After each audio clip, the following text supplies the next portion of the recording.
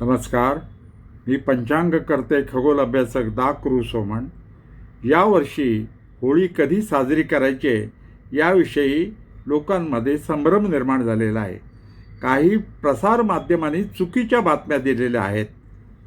धर्मसिंधू ग्रंथामध्ये याविषयी योग्य मार्गदर्शन केलेलं आहे आणि त्याचप्रमाणे सोमवारी 2 मार्च रोजी सायंकाळी 5:56 फाल्गुन पौर्णिमा सुरू होते.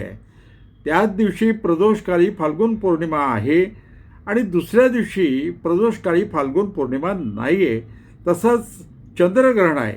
त्यामुळे सोमवारी 2 मार्च रोजी सायंकाळी सूर्यास्तानंतरच होळी प्रदीपन करायचं आहे, होळी प्रज्वलित करायची आहे.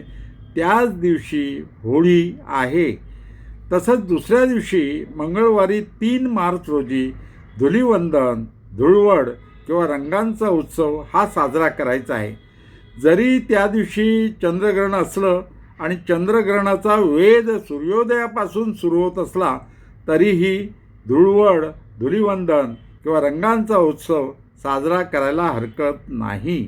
आणि त्याप्रमाणे आपण सर्वजणांनी होळी प्रदीपन सोमवारी 2 मार्चला करायचं आहे आणि धुलिवंदन, धुळवड, रंगांचा उत्सव हा मंगळवारी 3 मार्च रोजी साजरा करायचा आहे.